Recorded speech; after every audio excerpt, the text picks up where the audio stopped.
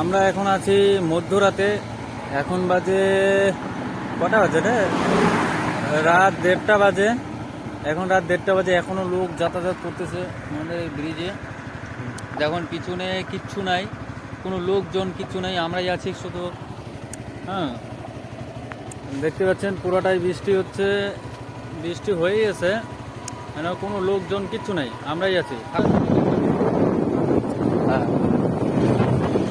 বাদিকে দেখুন আপনারা, অনেক এখানের মধ্যে বাঘ ভাল্লুক সবই রয়েছে, নিচের মধ্যে জানি না কি রয়েছে, অনেক কিছুর আওয়াজও হচ্ছে, আমাদের ভয়ও লাগতেছে।